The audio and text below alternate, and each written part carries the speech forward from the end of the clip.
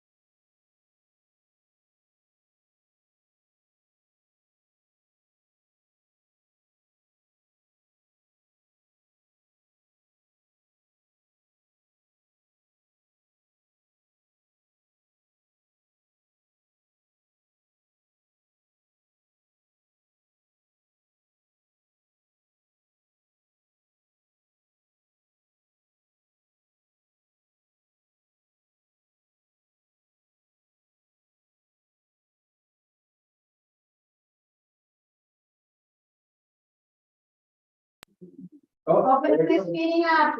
Welcome to the City of Palatka workshop. We're going to call the meeting to order.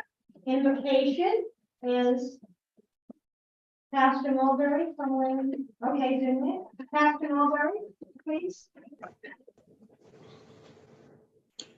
Yes, good afternoon, everyone. Father, we thank you again for your loving kindness and God for the multitude of your tender mercy. Thank you, God. Here we are again in your presence, in need of your guidance and your wisdom. Pray, God, for your divine directions, your instructions in what to do, what to say, and how to say. Keep us civil. In the name of Jesus, we conduct the business of the city. We give you praise and glory for all you've done. Continue to bless the works of our hands. In Jesus' name we pray. Amen. Commissioner Casper, can you use some please? Of the United States of America and to the republic for which it stands, one nation under God, indivisible, with liberty and justice for all. Roll call, please. Thank you. Commissioner Tammy McCaskill. Here. Commissioner Justin Campbell. Present. Commissioner Will Jones. Present. Commissioner Rufus Borum. Present. Mayor Robbie Correa. Present. All members are present and accounted for. Madam Mayor, we have a quorum. Thank you. Could you read the notice for the public, please? Yes, ma'am.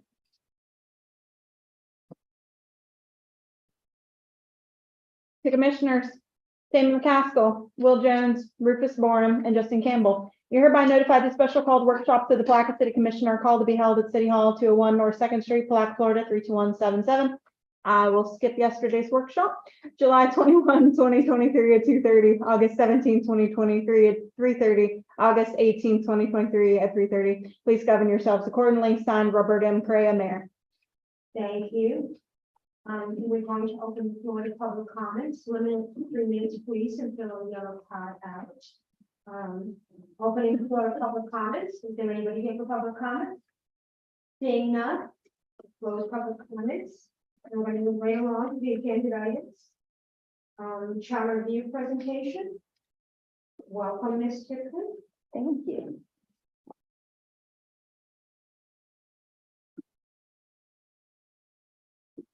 Good afternoon, Madam Mayor and members of the City Commission. Press to talk, there we go. I'm Lynn Tipton, Director of FLC University, that's the Florida League of Cities in the Orlando office. It's a pleasure to be with you this afternoon. For the benefit of those who are watching live stream and that are here, the League is the voluntary member association for the municipal governments of Florida. That's the cities, the towns, and the villages. We're 101 years old, and doing charter review discussions is something that FLC University does to promote the education for general population.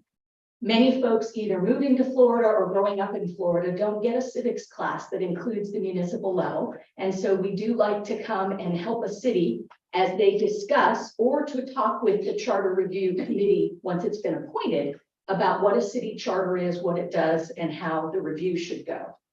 So with that, I understand that you have copies of the presentation, and I'm pointing at the on because there we go, it changed finally, there we go. So charters in Florida, a charter from the Latin is a contract, carta, that's actually the wording. We tend to think of it more as a social contract because it is between the people who wish to be governed and the governing entity that they create. Of the 411 in Florida, 100% have a charter because that's required. You may have lived in other states where charters were granted through the legislature only if you reach a certain population threshold, or in states where a charter was required. However, in Florida, it's 100%. And so I'll walk through a little bit today about what is in a charter, what charter review committees do, some of those best practices, and I'd also be glad to take any questions as we go. As a constitution for the city level, it's meant to be a broad document. Details are not supposed to be in the charter to the extent, and we've had a few cities do it, you don't put the meeting date and time every Tuesday at 5 p.m. You don't want that in the charter because to change it takes a vote of the people. And that's hard to schedule and hard to get done. It is meant to be the broad framework that presents the reason for the municipality to exist, how it will broadly be structured, how the legislative body will be elected, what will be the chain of command, what will be the fiduciary structure, who will have fiscal authority, and who will have fiscal and financial review. Most of our charters are fairly short. When you take out the meets and bounds description that describes your area, you're talking about 8 to 10 pages, much like the US Constitution, short, sweet, okay? So a charter review committee. For some cities, the charter review process in the charter says every 10th year, every 20th year, it will be conducted. And at the call of the commission. You usually want both in there. If you don't have a specific year, you want it at the call of the commission because the commission knows when it's timely. The population has just increased. Major changes have happened either economically, socioeconomically, whatever the case may be. It usually also references a petition process then by the public so that they can call for a charter review as well. When you're looking at the committee, most cities by ordinance then adopt a process. Again, this part wouldn't be, this level of detail would not be in the charter itself. What you're looking for with the committee is a reasonable number, working wise and size wise, broad representation from around the municipality, and a clear charge as to what it is you want them to do.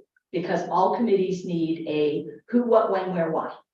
And if that has been provided, then the committee can go to work.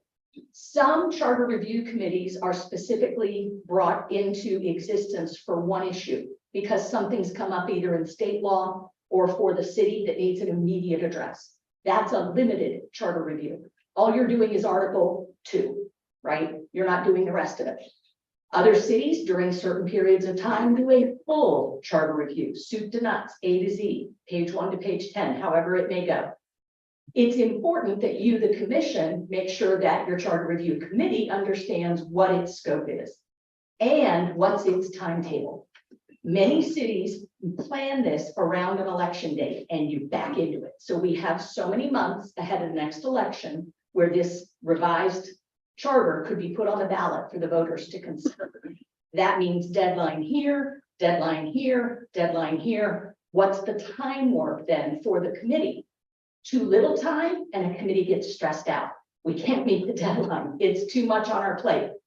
Too long, and sometimes you can find that a committee will go off on tangents and start doing things that aren't related to the charter or its review. So as a result, as you, the commission, do the work to get ready for your committee, all of those things will be on your agenda to work through. One of the great things about the creation of this committee and its work is that the public is encouraged to participate.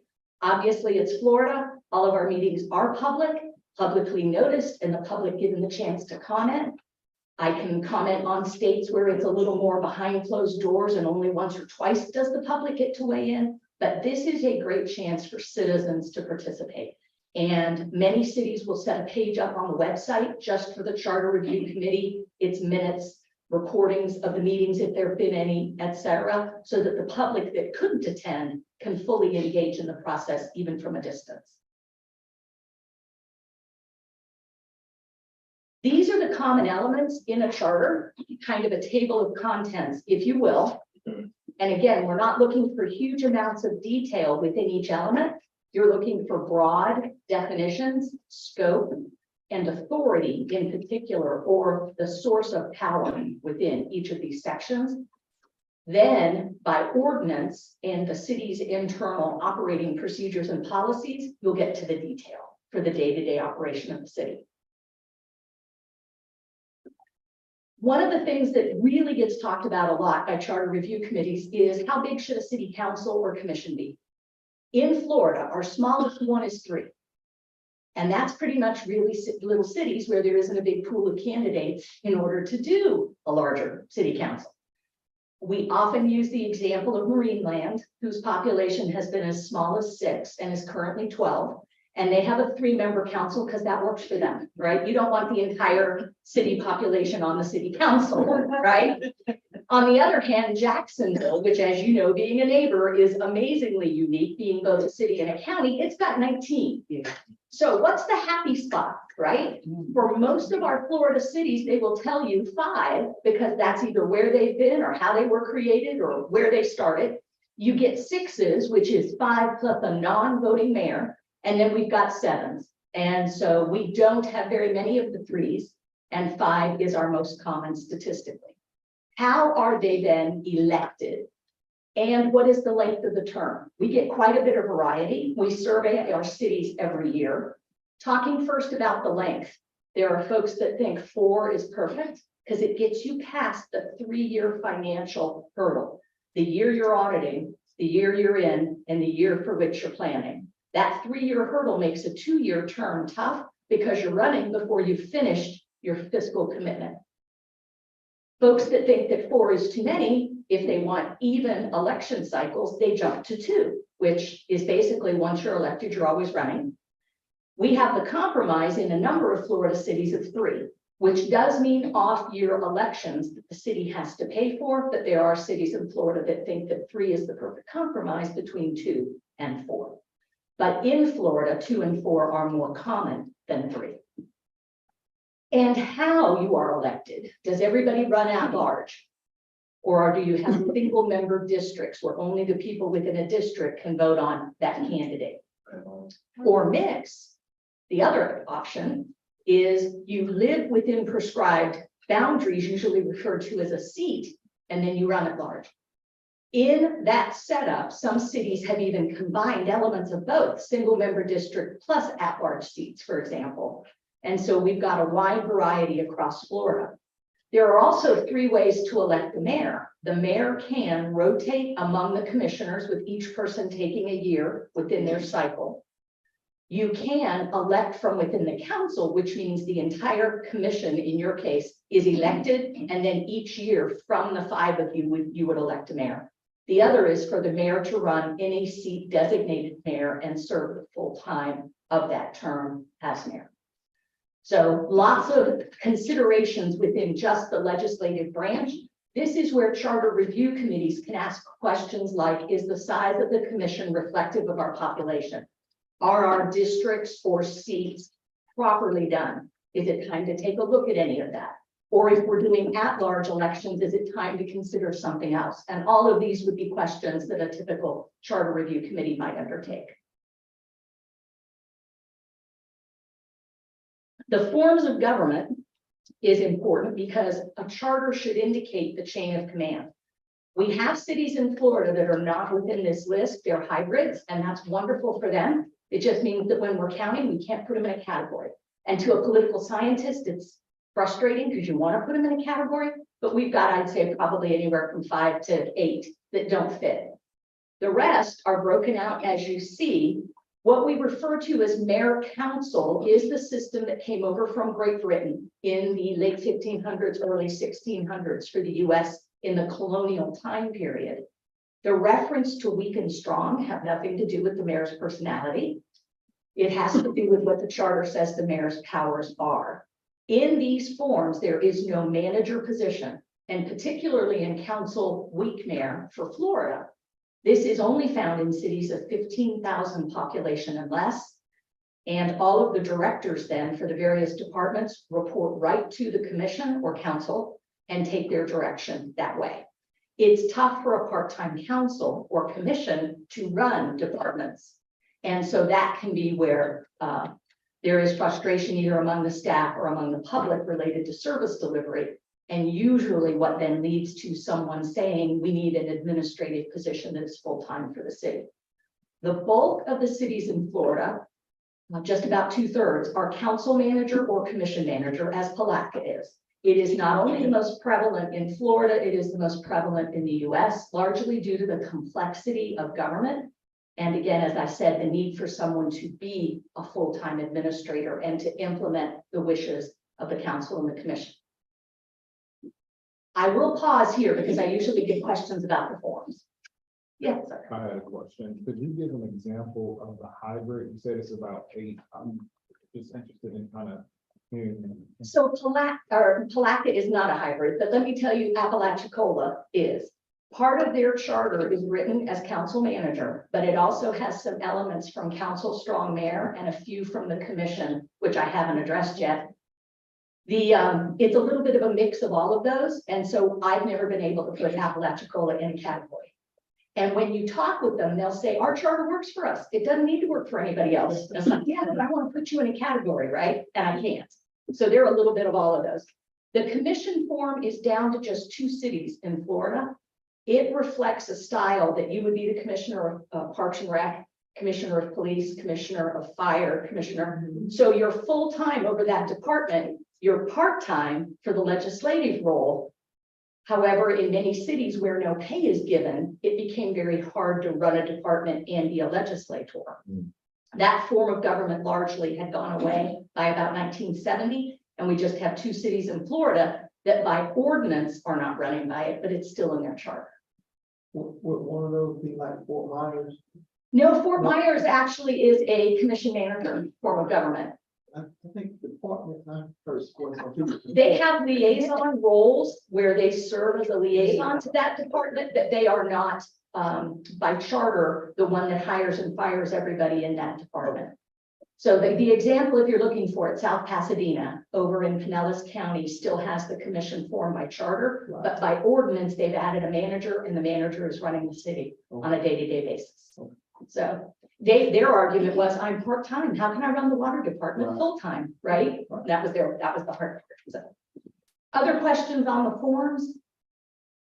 All right. Come on, I clicked, where did it go? There we go. There are cities that will put particular divisions and departments within the charter. The guides for charter writing will tell you that that level of detail can be left to ordinance. But I did want to mention that some cities do this, usually driven by something that happened in that city unique to them. And they wanted it in the charter for all time then because of what they've gone through. This is often the case with utilities. Particularly things like an electric department for a city or natural gas. Every city has charter positions. The clerk and the attorney are the two that are in every charter. The manager can be in the ones that are council manager or commission manager.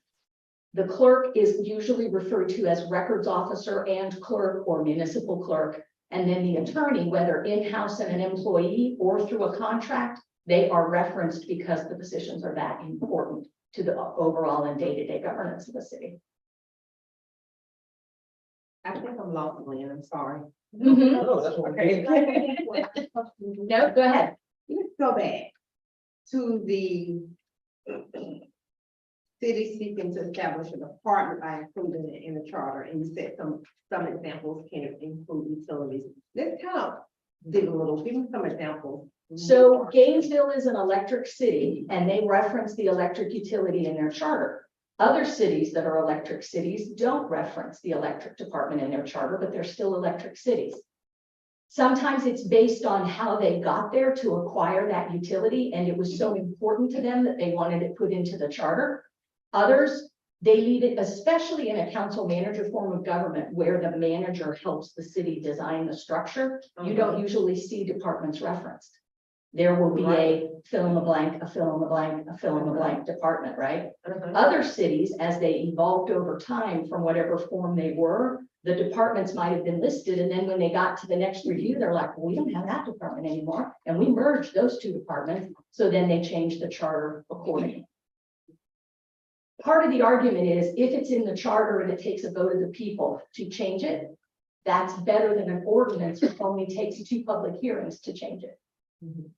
So that's where you see some of that. And again, it's usually utility driven. So also on that, how would the org chart read? The ones that you said, answer to a commissioner? In the commission form, which again is very rare, it would show the voters. And then it would show the legislative body, the commission. And then under that commission is either 1 or 2 departments, depending on the size of the city and the scope of the work, being underneath that commissioner. Down under the commission as a whole would be clerk and attorney, but under each of everything else is completely siloed. Commissioner of police, commissioner of water, and maybe water and sewer, right? Commissioner of parks and rec, commissioner of, etc.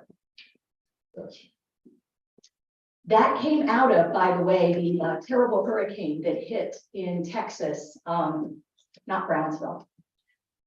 Oh God, the city totally went out of my head. The terrible hurricane in 1901, Galveston. They created the commission form to get themselves out of that. And within 10 years realized that it was tough because it was so siloed and they didn't get enough cross communication going and they started tweaking it. Well, by then other governments had adopted it, but that's why it's largely gone away across the US. Is it's really hard to live siloed and to be part-time running a full-time department. So therefore, it'd be best that if you want to do something like that, do it as lead in the liaison role. Well, the issue of the liaison, again, with the council manager form of government, you'd be creating probably a lot of problems with that because your departments are under your manager by charter, right? So your commissioners are not running departments. You have a manager that is over the administration and management of all departments. The notion of liaison that you see today is communication, like Commissioner so-and-so, you've been working with this particular department. Again, you don't see it very often anymore. 2 cities out of 411. The rest got rid of it because they went council manager. Okay. So I should have done a little more history. Thank you, Commissioner. That's, yeah, I didn't do enough history. You're good, Lynn. Thank you. All right. So some of the populations that I used for the comparison chart that is on the next slide, I pulled from the 2022 Beaver count from the University of Florida, BEBR, the Bureau of Economic and Business Research. We pulled those population numbers. I was trying not to look at coastal. And with that, you see that it's pretty uniform in terms of the form of government and the number of seats. The only difference is Milton. Milton is up in the Panhandle in Santa Rosa. They have a mayor and 8 commissioners. And they are a council manager form of government, but a very large legislative body. But they are the anomaly in the rest of this mix, right? And so I felt that if you wanted to pull charters from any of these cities, you could look at the ones whose scope of work most matches yours, right? What do you offer between police and fire, parks and rec, public works, building inspection, code enforcement? Find your best scope, and then you can, your committee can go page by page through the charters of those cities. That's where a committee really spends a lot of their time, is doing that page by page, city by city comparison. Yes. I have, yes, please. This can't be right in comparison. There's no way Palatka is larger than Orange Park. I'm going by the 2022 numbers. Now, you may be thinking beyond their city limits and what their regional population is by mailing address, but this is how Beaver counted them. So you have Clay, you have Green Cove, which by this is saying Green Cove is larger than Orange Park as well. Mhm. No,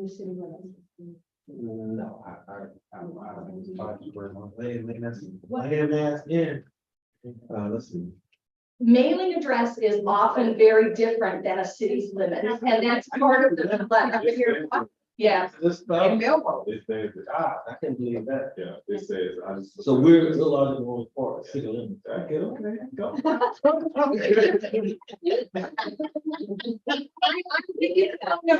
If you want to talk to him, Commissioner, but No. the numbers are. When I worked for the city of Tallahassee, Tallahassee is the only city in Leon County. Everyone's mailing address is Tallahassee. Uh-huh. But people would come every election cycle and say, you have to let me vote. Look at my driver's license. My driver's license says, you know, We do that here. exactly, because their mailing address is Palatka, but they don't live in Palatka. And I'm telling you that for a number of the people on this, the difference is mailing address versus actual address. So, yeah. Like all of our other places that we got here. Right. So I usually get asked at this point, how high up do we have to go to find a different form of government? Because right in your area, almost everybody is this form. Mhm. When your charter review committee gets to work, if that question arises, have them call me and I'll pull from our survey, okay?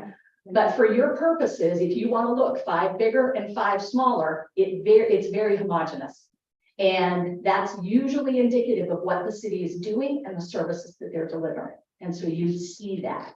That's very, very common. So let's just for conversation. So when we're doing things like, when we're reviewing, any commissioner's salary, Mhm. things that we should utilize this group. As well as call the lead, because we do survey commission salaries and mayor, and we can share with you the data that we have from last year's survey. So would that also be with like pretty much all positions? Is that something? No, we don't do all positions. We do the commission, the clerk, the manager, and the attorney and the finance director, but we don't go any deeper than that. We used to try to run that even to the level of meter readers and solid waste collection personnel. It became so convoluted There's a private company that does that now, but we don't. So we look at what we call the key or charter officers and the elected officials. And that's in our annual survey data every year, with about an 85% response rate. So, and if your committee finds that helpful, we'll be more than glad to email that, you know, through your manager, through Sunny, either way. Mhm. So a couple of other points to think about, since now you have not yet appointed your committee. So some of the best practices that we see, obviously, how big a committee? And what I'm usually asked is, what's too big? The cities that pick 15 have a really hard time wrangling 15 schedules, right? You want an odd number, and they're gonna need to pick their own chair from within. In that process, then, what's the right number? I see 7s, I see 9s, I see 11s. I do see the 15s, but usually staff tells me, oh my gosh, 15 was insane. Please don't do that again. Okay, you know, you don't want it so small that it's not representative, and you don't want it so big that it's unwieldy. If every member of council appointed 2, you'd have a 10-member body, and then somebody's going to have to appoint a 3rd so that you get to an odd number. But you know, you're looking for a representative group.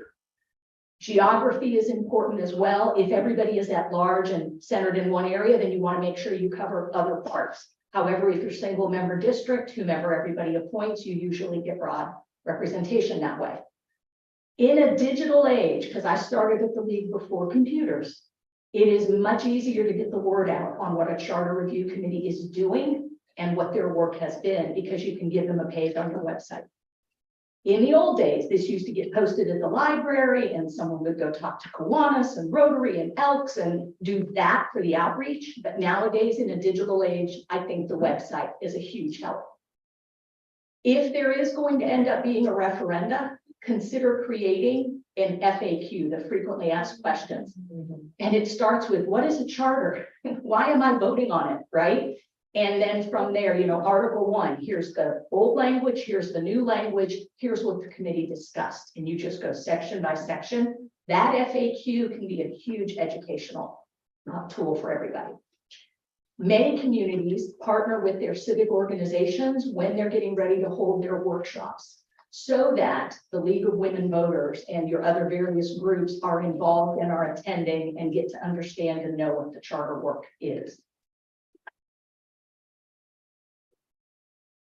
One of the areas of late, I'd say in the past 5 years, we have found some older charters where authority was granted to more than one position for the same thing. Who wins? You're gonna flip a coin? You know, you're gonna arm wrestle. This is what attorneys now, as they're going through some of the older charters, are finding and are bringing forward to charter review committees to make sure. The other thing that the attorneys usually tell me is less is better. The more you write, the more you box yourself in. So charters are short, brief, to the point, not extraneous. The more you write, the more you limit. The other is not to put all of your elections materials into the charter. For example, your qualifying date and deadlines, things like that. It seems simple, but we find those mistakes from time to time, and then folks have to bring that forward because the dates change and et cetera, election cycles change. You can always work with your county supervisor of elections for the cleanest language alongside your attorney. The trend that I'm usually asked about when it comes to form of government is largely viewed as World War II to the present, has been the growth period for what is called council manager or commission manager. And what is the most common time period for built-in charter reviews that are written into a charter? Something in the 10 to 15 year time cycle. And these are some of the questions from the 9th edition of the Model City Charter. I won't read them to you, but these are some of the things a charter review committee can ask itself as they go through their work. These are helpful. It helps look at the bigger picture for the charter, and it helps pull citizen engagement, which is what you want. And then resource-wise, there is a Model City Charter and a Model City Charter Committee workbook. I'm holding the workbook in my hands. These documents are done through the National Civic League, not the National League of Cities, different group. The National Civic League was created by Teddy Roosevelt and a group of other New Yorkers when they were trying to take apart Tammany Hall, the political machine. As a result, when they wrote the first model, it just caught fire nationally, and it's been a helpful document ever since. I also mentioned our research division at the league, which is for the data that I talked about. And then most cities your size do have their charter on the Muni Code website, which is how your charter review committee can do that page by page, side by side comparison. And I think one more slide, and then I'll be glad to answer any other questions. Yeah, Yes. but education will be for me. Because I know as we go to Florida cities, we meet some folks that are called councilmen Mhm. and commissioners. What's, they're interchangeable. Well, What's the? Council is the traditional word for the municipal level, but it was not gender neutral. And when the first women were elected, their charters said councilman. Seat 1, councilman. So then in order to get around it, they were Madam Councilman. And that got so confusing to people because it was Madam in front of, or Mrs. Councilman, right? And so they said, you know what, commissioner is gender neutral. Let's just switch our charter to commission because it's gender neutral. Where it's confusing is the school board, they're also commissioners, and so is your county commission. So you yell commission in a crowded room of elected officials, everybody's gonna turn their head, right? Council was the traditional municipal word. Now we have a handful of cities in Florida that have gone to counselor, COUNCILLOR, because that's gender neutral. But when you say that to them, they think they sound like a mental health professional. And I know many of you have become mental health professionals doing what you do, but it's all in the title. So again, traditionally the word was council, but we do see a lot of the commission now because it's gender neutral. Anybody else have any questions? Well, that was very good and thorough. Thank you. My pleasure. Great to be with you guys this afternoon. Once your committee gets appointed, please let me know. The PowerPoint for this can be part of their orientation materials. And I can also jump on online by Zoom with them if you'd like. Thank you. Thank you. All right. City manager? Actually, I have 3 questions. Okay. if you Don't mind. Absolutely. So Lynn, how long should we expect this process to take? If you're backing into an election cycle, I will say that anything less than 6 months is difficult because of the comparative nature of the work. I have seen cities rush it in 6 months and usually get criticized. 9 months is kind of a sweet spot. 1 year, it's hard to get everybody to keep interested for a whole year. So somewhere between 6 and 9 can seem both fair and appropriate. Less than 6, and you get folks that usually come forward and say, why are you rushing this? Okay, thank you for that. So can I piggyback off that? Yes. So within that time frame, what's the recommendation of how often that committee is to meet? It depends on if they're doing a full page by page analysis of the charter or just specific sections. I know of cities, I point you towards Northport for a pretty good calendar, not that you're similar in size to Northport, but they designed their process really well. I think they met twice a month for 6 or 7 months and did a side by side with, I think, 3 of their 5 peer cities for comparison purposes, and then brought forth their recommendations to their city commission. Less time than that, and you're probably looking at more than 2 meetings a month. And then that gets harder on people's calendars and it's harder on staff. These are volunteers. Exactly. So you kind of addressed my 3rd question. I was going to ask any other communities you would recommend us model it after or reach out to. So Northport just recently did this. Venice and Sarasota, I know I'm pulling from the West Coast, but I'm often with their councils. Just it's become a tradition for me to come down or go in by Zoom with them. They have really well-written processes. And I'll particularly point out Venice in terms of the scope for the committee, how they're to make their questions known to staff. You know, Venice is really nicely and cleanly written up. I would say for another one that's been fairly current off the top of my head. Who else just went through this? New Smyrna Beach did a pretty decent process coming out of the pandemic. So you might take a look at their timetable as well. And one final question. As I understand it, it can go on the normal ballot cycle, or it can be a special call ballot, correct? I'm going to refer to your attorney because there was a bill this year, and I need to have our legislative staff tell me. There was a bill that things related to either the bond market or charter revisions were going to have to go on a full election ballot and not a special election, but I'm not sure that the bill passed. Having the fact that it got brought up though, it makes me worried the legislature will bring that back. So I know the piece they were more concerned about was anything related to like a half penny sales tax or going to the bond market. But if they were to then include what they call substantial municipal issues and they threw charters into it, but I don't think that it passed legislatively. And I should have checked that with our attorneys. I'm sorry that I don't know that answer. All right, you just gave her homework. You know, if you hold a special election, you have, obviously are usually charged for the cost of that, right? However, you know, it's all a question of where it fits best for your timetable, so.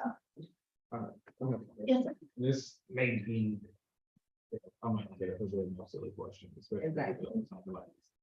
So is there a recommendation of, if you look at this particular charter or book, is there a suggested method of where to start, how to start? Is there a recommendation that we, like, is there a recommendation of how to get it, how to get the ball rolling? When was your last charter review, if I may ask?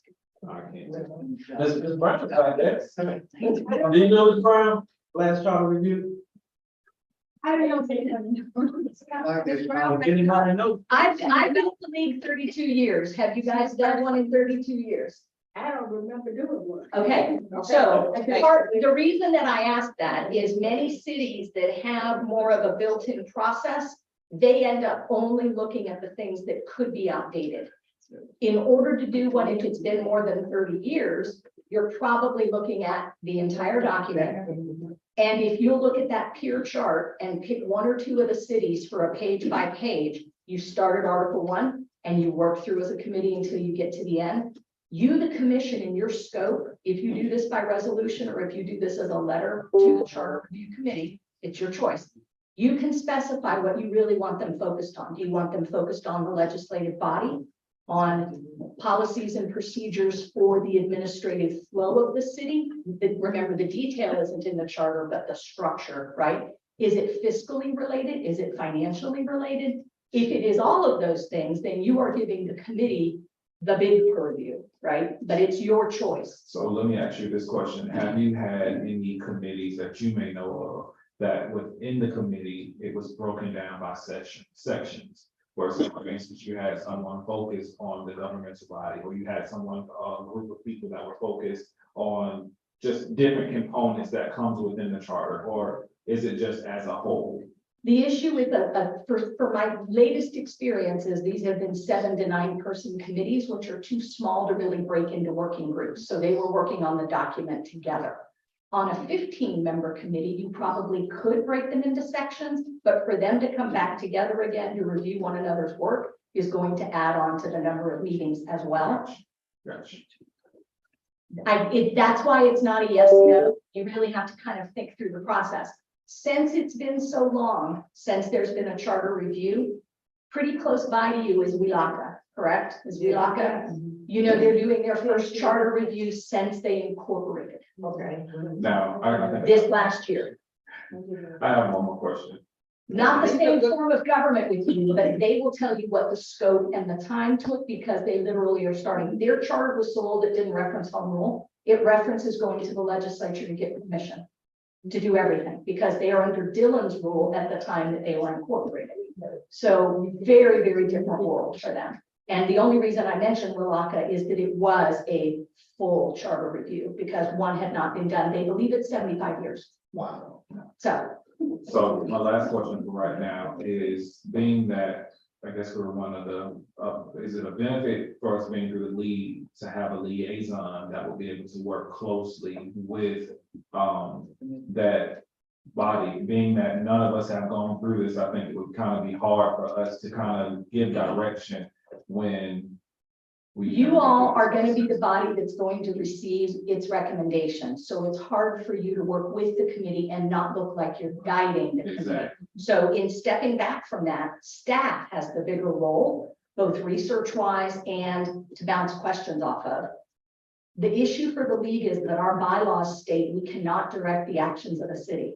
And so we also can't be the ones sitting at the table. Now we can answer data-based, research-based, or survey-based, happy to help. But we can't take that extra step either because we can't direct the actions of an individual city. Are there any organizations that provide support like that? No. Now, you could call over to your closest college or university and ask a poli-sci professor to come alongside you. They've usually taught this to a certain extent, and they can be another sounding board, but most of them, if they're going to do that, they like to help facilitate the process. And so from a community college level or your nearby university, some of those folks will often say, I'd be glad to come and help, but they're not going to be necessarily involved.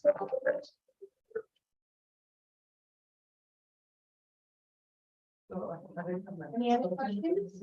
Well, there are consultants who do this for a living, but of course, they're going to charge, and they are going to want to run your committee for the most part as well. I just think, for me personally, and since we're in this workshop on this forum, I think this is something that we have, if we get to this point, that we really should have a vested interest in. And again, being that none of us have been through this process, if we could have someone to help guys or be a sound board, I think it would be advantageous to this board and to the city moving forward. If it is something that somebody specializes in. Now, I will think for your form of government, council manager, there is a senior advisor, which are the retired managers that give back for a labor of love. Jim Hansen lives in Atlantic Beach, so he's fairly close by to you. Also, Ken Parker, their statewide chair, lives in Port Orange, and so he's not far away. They can come and address questions related to the form. They do that on behalf of ICMA, and there is no charge for their services.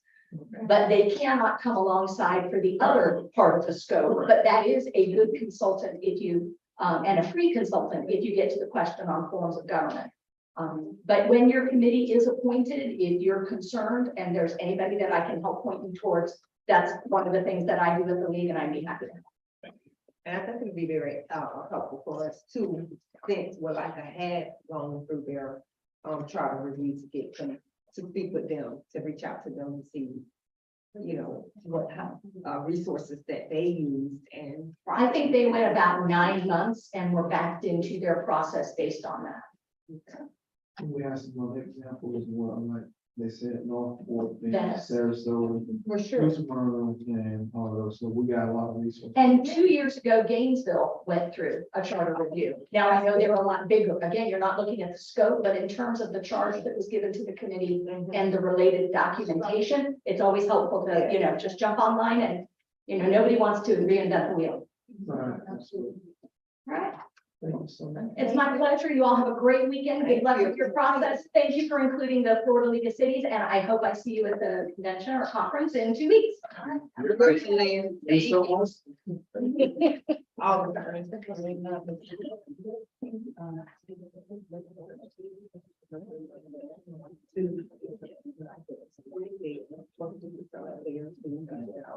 it's a 30% next door. Of course, but you want to be done, kind of be a stop in face if we went to somewhere else before we went to. So I think the group is saying basically the first to Judge Palatka as a courtesy, and we were supposed to see how their process is going. And it's looking. Check in on that, Are you looking for, sorry, are you looking for the mayor of Palatka just to provide a written recommendation? Or are you asking him to attend a meeting and speak to the committee? Oh, and again, he would love to show up. Are you ready? I'm sure you. You're welcome. I need to give him more time. I mean, that's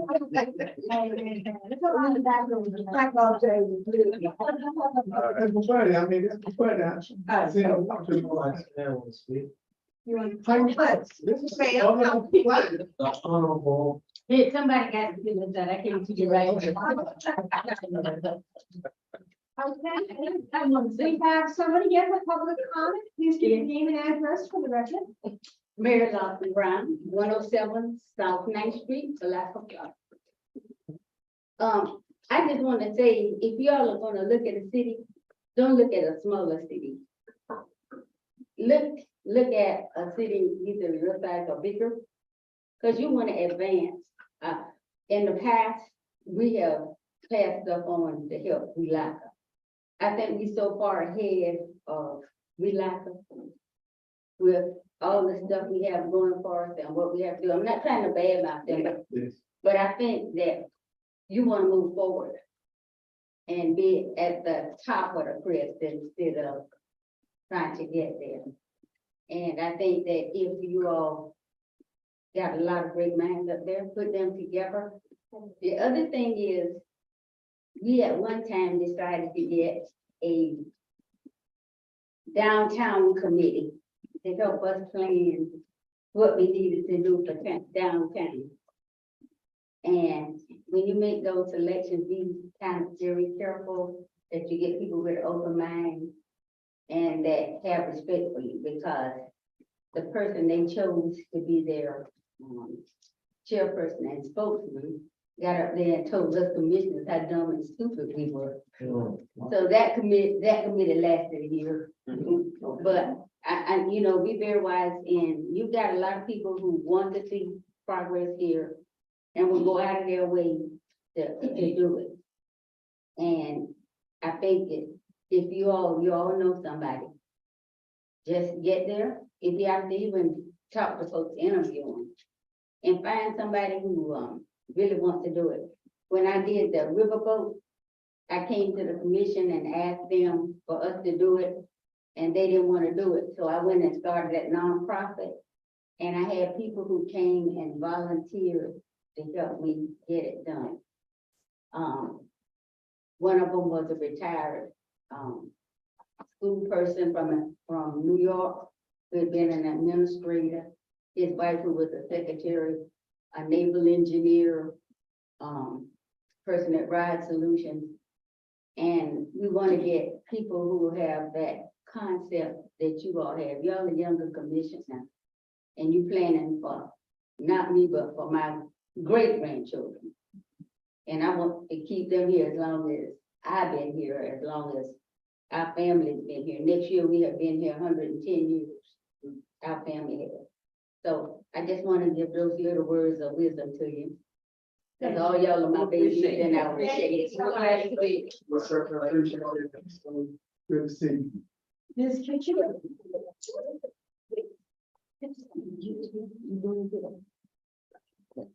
I live in kitchen, and when he said was out, well, so he did, I haven't been here 110 years like Miss Brown has. But I just want to suggest something that might make it a little bit simpler for you. Wait till you get the new city attorney, have the city attorney review the charter, him or herself. And if they see issues that are problems that don't fit with the current law, the current state constitution and law, then let them suggest the parts that need to be changed. To my understanding, there's only one part of our charter that actually needs to be updated. I forgot what that is. It could be city boundaries. Then get your committee. When you find out what needs to be done, then get your committee. And if you want them at that point after the city attorney, might be Miss Thomas, if we can debate her, but I doubt it.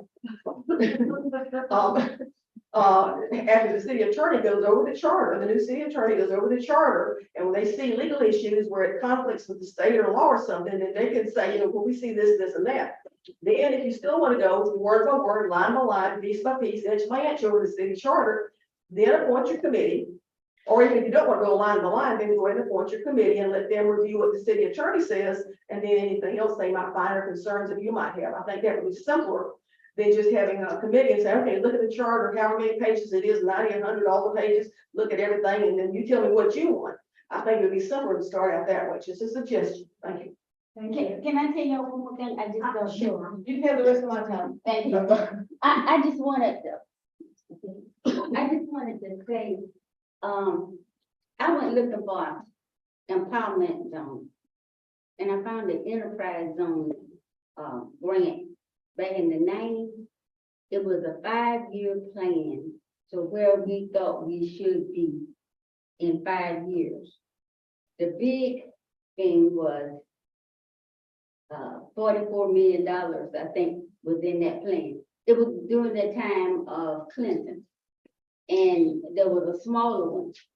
And they thought, when I brought it back to Mr. Bush, he said he talked to Mr. Fox to see if he could write it for us, but he didn't have time. And what happened is this city came together.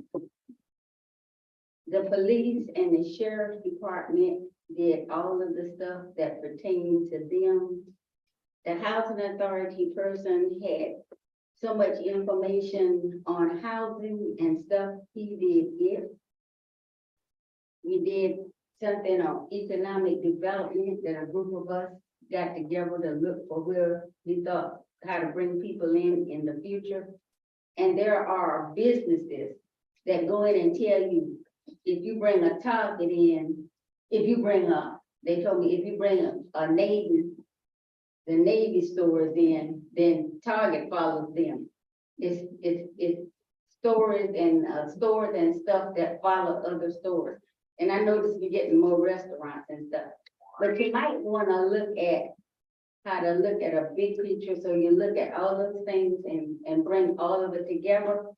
Because there is stuff on our books that's been on there since the town started and nobody just had the time to really think about it. But if you got those, they had town meetings and things and they really got the crust of stuff. And what it did for us is we qualified for, we didn't get the grant because it went to the vice president at the time. But we got 25 points to every federal grant we put in for. And it made us get more grant money and qualify for more stuff. So if you all go in there and look at maybe doing some of that, it might help you not only to upgrade, but to find a way to bring more resources in. And I'm gonna shut up now. No, That's why I don't come to me, because that'd be a money. As a consultant.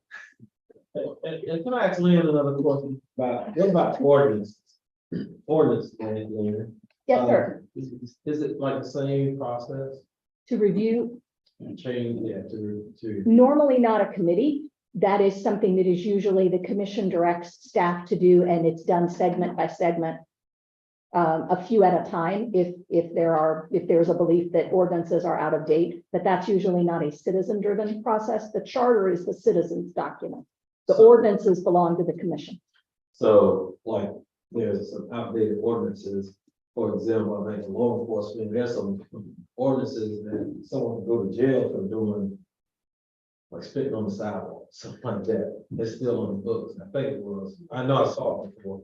So, to get those things off, well, never mind. Well, I was gonna say that's more a That's question it, for yeah. your city Yeah. attorney, not for me. So stuff like that, I was just talking about, since we're talking about review. Right, that's not Would it be citizen-driven. kind of like looked at at the same time? Not a committee, right? Yeah, thank you. Mhm. Thank you. That's, I think, it for this particular topic.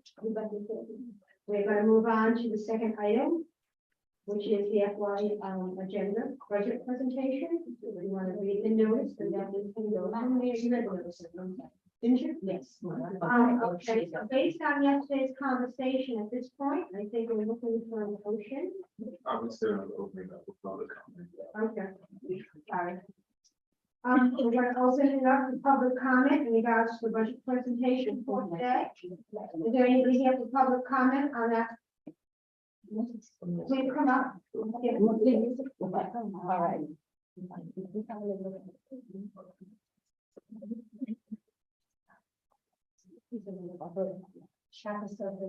Okay. Well, good afternoon, everybody. Thank you for all the hard work that y'all do. I just want to ask again about those, ARPA funds. Now, I was curious, how have those funds been used in the past and how can they be used for our future as far as helping people that are in need due to COVID-19? All right,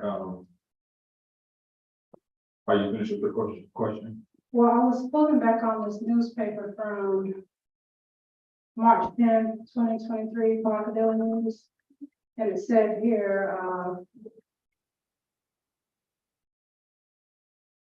there was $225,000 from the Federal American Rescue Plan funds to go towards blight removal efforts, and an additional $47,000 the city made from surplus property sales that could go toward the program. So my question is, I would like to know, I guess, from the budget, previous budget and the current budget that, or proposal for 2024, how that money is gonna be used towards, let's say, for example, helping people pay their light bill, you know, stay in their homes, like, on the opposite, I guess, spectrum is what I'm trying to say. Instead of helping them get out of their home with the Black to Bright, you know, campaign, why are we not using those funds? Or let me ask, how are we, is there a record of showing how we've used those funds to actually help people remain in their home? There, if I may, You may. Mayor, just only because I had a conversation today. I do believe that there is a record of what has been done, but I think that the commission will be pleased. Our interim city manager has engaged in some conversation based on some dialogue that we've had here on the dais with some neighboring communities that have done things of that magnitude, trying to help them with utilities, help them with those things. And he's in the process of formulating something to bring to the commission as a whole. I know, again, it's something that we talked about on the dais, but he is now actively engaged in bringing communities that have been successful and making it happen to help us gauge our direction and gauge how we would like to make that happen. Because If I'm understanding properly, these funds are given every year? Or was that money only given? Yeah. Okay. Yeah, and that'll be, I think you're We have to have- typically having it prepared for, August meeting. right. Correct, for our budget workshop in August, so you said, go ahead. Clarification, yeah, you have one of the items that is on your July 27th agenda for consideration, that is a utility assistance program. And staff is currently working, what Commissioner Campbell was referring to, on the affordable housing assistance program that you've lined out, I believe. Looking at the spreadsheet right now. Again, you lined out a certain amount of money for that as well. I've spoken to Orange Park and City of Jacksonville. Commissioner, I'm actually putting in contact with Orange Park, and they're having great success with their program. So we're modeling it after that. I'm glad to hear that. I guess my question is there any documentation that I can have a breakdown or showing what we have done with those funds since they have been received, because COVID shutdown was in, I think, March of 2020, and we're currently in July of 2023. So that would be consideration. One more in time, please. Go ahead, Commissioner Chairman. Yeah, well, I'm sorry. What was She's asking for a I breakdown. would just like to know, How it's been used to date. right, Okay. up to date of how the money has been used to actually help someone. As far as if I'm being put out of my house because of X, Y, Z reason, and it's due and say, I need help with COVID relief, or I may have lost my job, or things of that nature. Is there any services put in place that the city is helping towards as far as helping people? I think, This is your dollars right now. yeah, we're in the process of formulating a Right. process that would allow, so if you're asking for specifics, that information would be next to zero, based on us trying to come up with a method that would allow us. The thing about ARPA, just because we have the money doesn't mean we had to necessarily spend it immediately. We have a time frame in which that money has to be spent, which is in the future, but we're in the process of coming up with that system that would allow us to dispense money, but there has been money allocated for things of that nature. Okay. And also has to be the guide, it has to be a proper guidelines, so all of those things, will come back and, hit us later on when we do all. And we have till the end of 2024 to extend those funds. You have till December 31st, 2024 to contract. And you have till December 31st, 2026 to expense the loan. And I do have the total for housing that you currently allocated, it's $490,243. Thank you. So stay tuned basically for our upcoming, next week's commission meeting and our upcoming workshops in August. Our budget workshop. Hold on before you move on. No. Move fast because I didn't even hear what you said. So what did you say? Deadlines are the total amount, No, total amount. $490,243. That's what we have for. The housing repair line item. And we did get that information. Definitely. We have that information that's sent to us. I'm drafting a program right now to We send out. have the program, we have those amounts. Yes, yeah, and you will have the updated spreadsheet on your July 27th agenda as well. So, and the second part of that is, if it's accurate, Ms. Gibbon said about 225,000, was that allocated to city of Palatka, or that's what they gave out of county? That was your ARPA allocation, so you set aside 225,000. And the other amount that she referenced was surplus revenues from the sale of property, which you directed staff to use for acquisition and removal of blighted properties. And we're still actively working on those. I guess my focus is, can we focus more on helping people versus getting them out of their house so that we can resell their property? I guess that's what I'm at. I don't think that we focus on getting people out of their house. I can't think of one time that we as a commission have tried to force somebody out of their house. I think Mr. Cutright and his team has done absolutely everything that they can to make sure that we keep everyone in the house, but there does come a point where the person who owns the property have to have a vested interest, but I can speak for us all. I don't think we pushed or tried to get anyone so we can sell their property. Absolutely.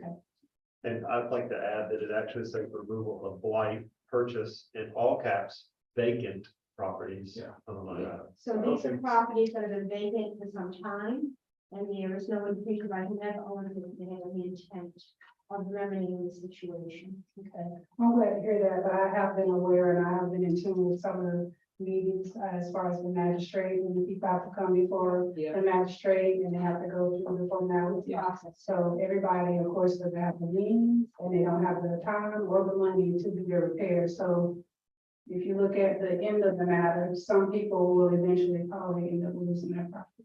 And we understand that, and we have to look at the whole city, so that's understandable, and if that person needs help, so hopefully some of this funding will help them, especially if they're elderly or disabled, but also those people living around them, their property values suffer too. So it's that balance of meeting the needs of the whole community, and we have to look at the whole picture. And certainly we don't want to have somebody lose their home.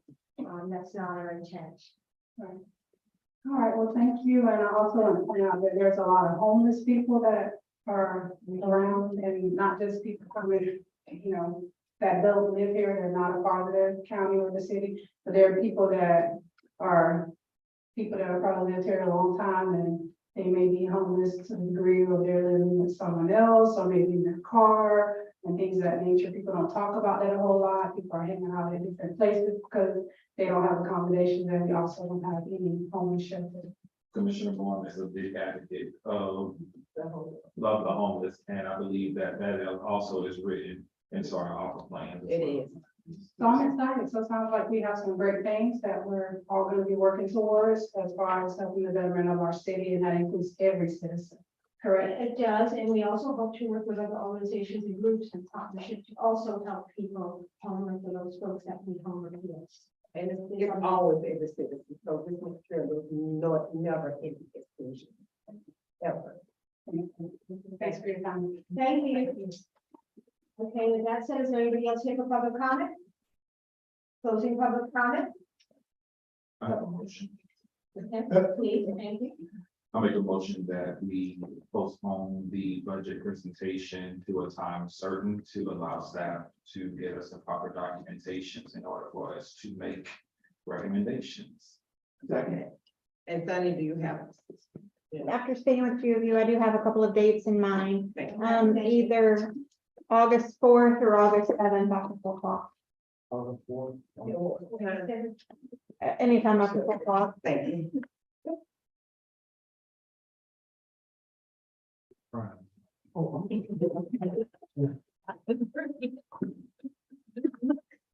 Friday after 4. I'm happy with either, I prefer the 7th. Well, if after work, because I our staff is back there. I prefer the 7th. Okay, Okay. 7th. Yeah. Good. Go. Go on, Time? Thank you. Okay, that's fine, but we just want to make sure that's included. Thank you. Thank you. I take into consideration that we need to have dinner here. So we have a motion and second, all in favor? Aye. Aye. To the motion to adjourn. Motion to adjourn.